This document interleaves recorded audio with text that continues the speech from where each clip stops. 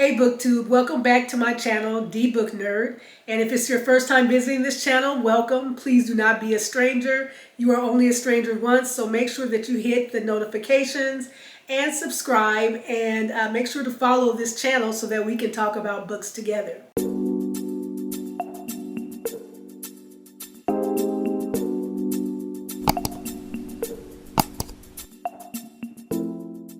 My name is Denise, and today what I'm going to be talking about are my anticipated reads for April.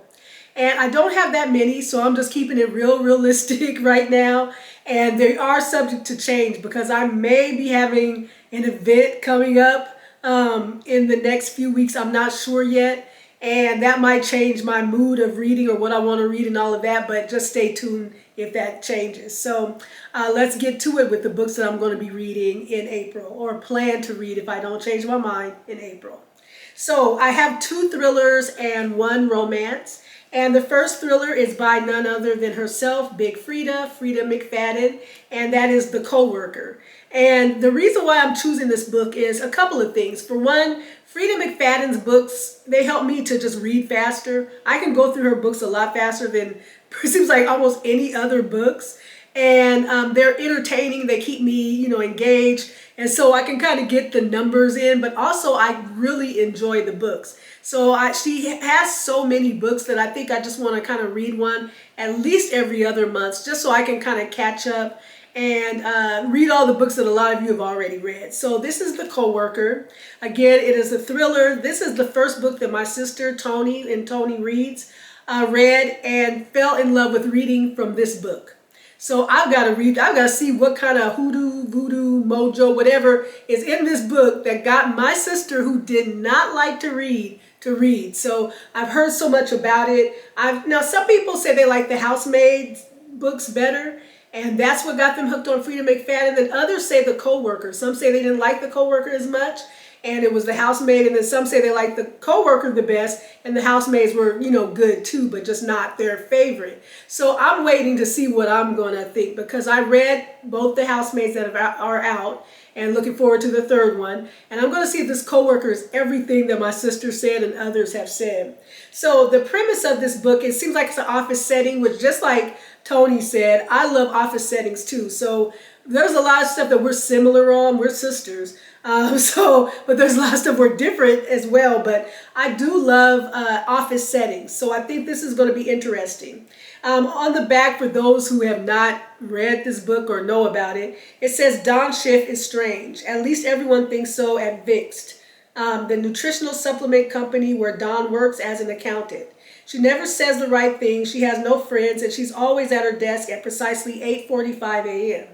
So when Dawn doesn't show up to the office one morning, her coworker, Natalie Farrell, a beautiful, popular top sales rep 5 years running, is surprised. Then she receives an unsettling anonymous phone call that changes everything. And so it says, it turns out Dawn wasn't just an awkward outsider. She was being targeted by someone close. And now Natalie is irrevocably tied to Dawn as she finds herself caught in a twisted game of cat and mouse that leaves her wondering, who's the real victim? But one thing is incredibly clear: somebody hated Dawn Schiff enough to kill. Then it says at the bottom, The Coworker is a tense, unputdownable thriller from New York Times bestselling author Frida McFadden that explores the dark ways the past can echo through the present with deadly consequences. Of course, we know with a Frida McFadden book, there's going to be all kinds of twists and turns. We don't know who, what, when, whatever. So I'm really, really excited about reading this book. And if you are hearing the fire alarm or smoke detector chirping, it is. We got to change the battery. We're slow like that in this house. So that's The Coworker. The next book that I've been wanting to read for a while is Daisy Darker by Alice Feeney. And this has been on my shelf for a bit, and so I'm trying to every month read something that's kind of like my backlog in my TBR. This book came out in 2022, or at least it was in Book of the Month in 2022. And it is a thriller. And again, I wanted to start catching up on some of these books. I do like thrillers, and sometimes I don't know why I don't read them a lot. Like I have a lot of them from Book of the Month on my TBR shelf and just haven't read them. So I said I'm going to pull out Daisy Darker. I've been interested in this book. A lot of you, again, may have read this book, but if you haven't, I'm going to read what it's about. And it states that the million-copy best-selling Queen of Twist returns with a family reunion that leads to murder. I also like family reunion movies and books and things like that. So after years of avoiding one another, Daisy Darker's entire family is assembling for Nana's 80th birthday party in Nana's crumbling Gothic house on a tiny tidal island. They're finally back together one last time, and when the tide comes in, they will be cut off from the rest of the world for 8 hours. I wouldn't be at that family reunion. That's me.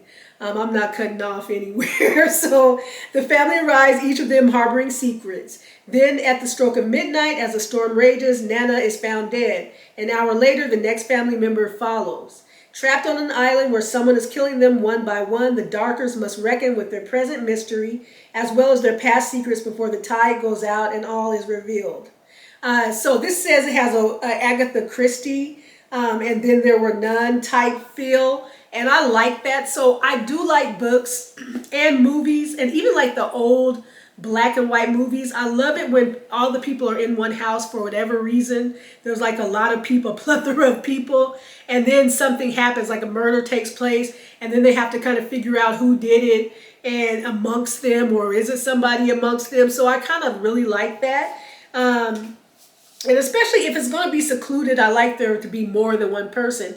Now, there was an exception, and that was The Last Word. It was just one person in the house by themselves, and usually I get bored with that. But that book gave a lot of excitement, so I didn't get bored with that one and actually really liked it. But yes, this one sounds great. It's, again, been on my list for a while. Looking forward to reading this. And last but not least, I am looking forward to a love song for Ricky Wilde by Tia Williams. And you know that this was one of my anticipated reads for the year, for 2024. And yeah, it's a romance. And I have not read any of Tia Williams' books, but I understand that they're great. And this one is about... Let me look. Ricky Wilde has many talents, but being a wild isn't one of them. And I'm not going to read all of it because I've read it in prior videos, but it seems that Ricky is like a creative, and she has grown up in a family. I think they're in Georgia, and they're like very, what's the word? They're wealthy, and they're kind of like the kind of top tier people, and very prim and proper and all of that. And I'm trying to look on here just to see exactly what it was or how they worded it, but I can't find it offhand. But yeah, she's not really that type. So she's not following kind of that mold of that type of people that they are, you know, kind of these debutante type people. And so she decides to move to New York. And in New York, she ends up meeting someone. And I think that they hit it off. So that's kind of the theme of the book. And I think she kind of finds herself. You know, she's somewhere where she can be her creative self, be herself, and not caught in that kind of well-to-do or... I don't want to just word it like all people that are well-to-do act a certain way, but, you know, in kind of this high society type atmosphere that she doesn't really fit into. And not only does she find herself and her creativity, but she also finds love. So, yeah, I am looking forward to this. Again, I love the cover. Ever since I saw this book, I think I got an email about it, and I wanted to read it. So I'm looking forward to seeing what it's about, if I'm going to love it. As much as I think I do, I hope that I'm not disappointed. Okay, so that wraps up my anticipated reads for April. Let me know what you'll be reading in April, and just share what you're deciding to read or what you have started reading. And let me know if you've read any of these books, and if you have, did you like them? And don't share any spoilers or any of that. But with that said, I hope you all have a great day. Be blessed and be book nerdy.